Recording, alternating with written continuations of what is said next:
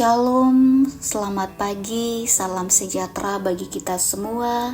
Bapak Ibu yang diberkati oleh Tuhan, kita bersyukur bahwa di awal pekan ini Tuhan terus mengasihi kehidupan kita. Mari bersama-sama kita berdoa. Kami bersyukur kepadamu Tuhan untuk segala kebaikan-Mu yang Kau nyatakan dalam hidup kami. Saat ini kami akan membaca dan merenungkan akan firman-Mu. Ya Tuhan, kiranya Engkau memberkati kami, dan biarlah Roh Kudus-Mu yang akan menuntun dan memampukan kami, agar kami boleh mengerti dan memahami akan setiap firman-Mu yang akan kami renungkan. Di dalam nama Tuhan Yesus kami berdoa. Amin. Kitab 1 Samuel pasal 24 ayat 1 sampai ayatnya yang ke-8.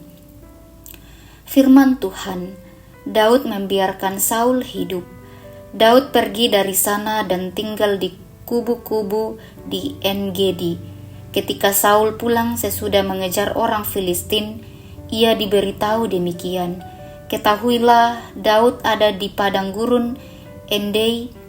Saul kemudian mengambil 3.000 orang yang terpilih dari seluruh orang Israel, lalu pergi mencari Daud dan orang-orangnya di gunung batu kambing hutan. Ia sampai di kandang-kandang domba di tepi jalan. Di sana ada gua dan Saul masuk ke dalamnya untuk membuang hajat sementara. Daud dan orang-orangnya duduk di bagian terdalam gua itu. Berkatalah orang-orang Daud kepadanya, "Inilah hari yang telah dijanjikan Tuhan kepadamu. Lihat, aku menyerahkan musuhmu ke dalam tanganmu, maka lakukanlah kepadanya apa yang kau pandang baik."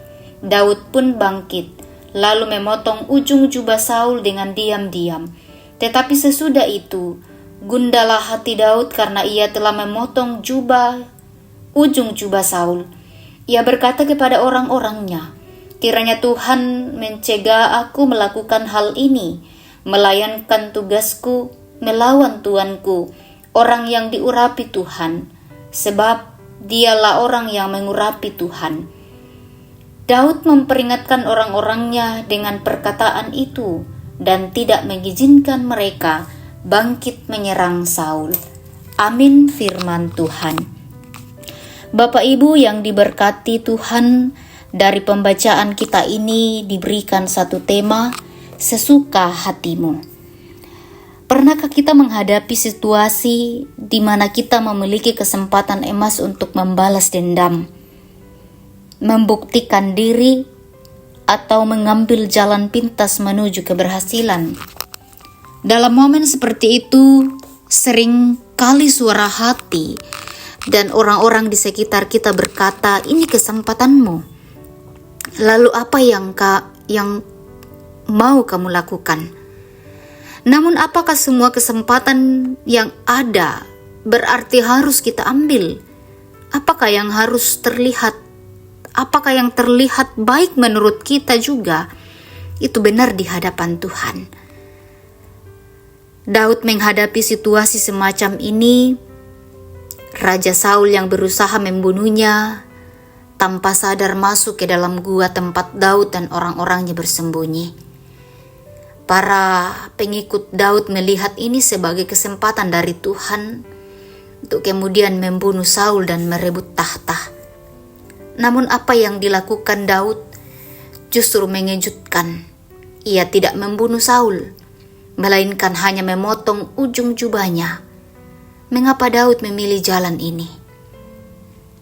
Bapak Ibu, kesempatan tidak selalu berarti kehendak Tuhan.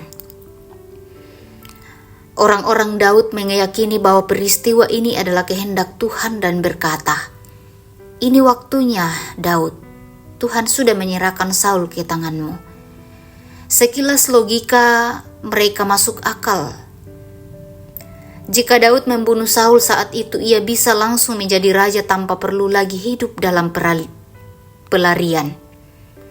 Tetapi Daud tidak serta-merta mengikuti suara mayoritas atau mengambil jalan pintas. Ia kemudian sadar bahwa meskipun kesempatan ada, itu tidak semerta-merta berarti kehendak Tuhan. Seringkali kita juga tergoda untuk berpikir bahwa jika sesuatu terjadi dengan mudah itu berarti Tuhan sudah mengizinkan. Namun dalam perjalanan iman yang mudah belum tentu benar. Kita perlu mencari tahu apa yang sesungguhnya menjadi kehendak Tuhan, bukan hanya apa yang sesuai dengan keinginan kita.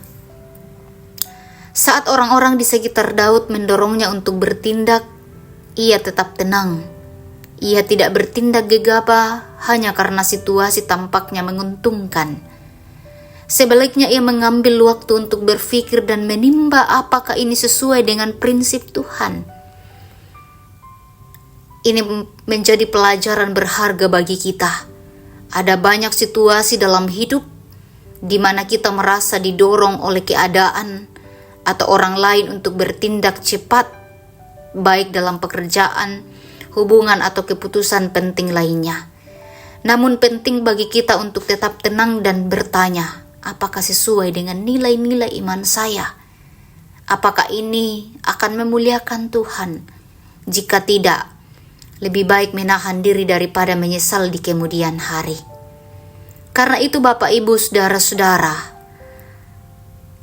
Daud mengajarkan kita bahwa kesempatan harus diiringi dengan hikmat. Tidak semua kesempatan harus kita ambil, terutama jika itu bertentangan dengan prinsip kebenaran.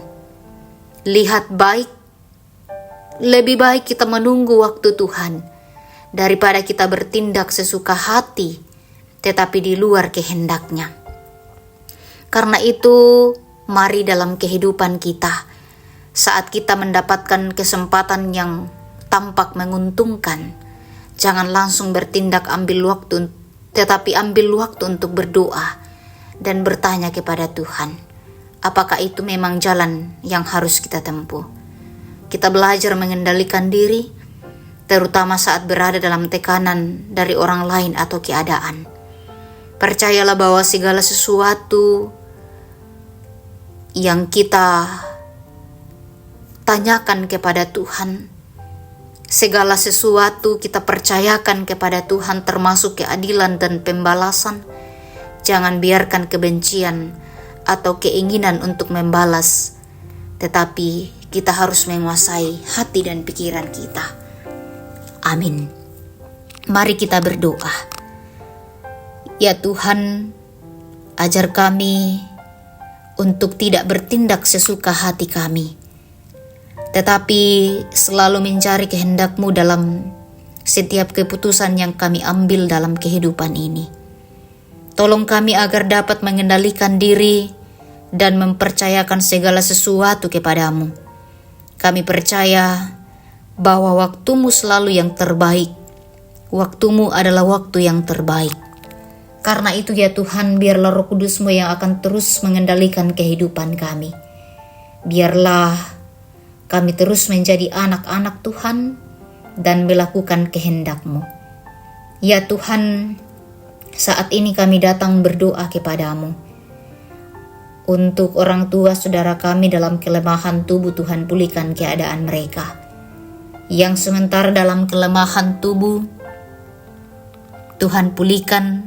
Dan yang saat ini merasakan sukacita melalui pertambahan usia, Tuhanlah yang akan menyempurnakan sukacita mereka. Juga kami berdoa Tuhan, untuk saudara kami, orang tua kami, dalam pergumulan kehidupan.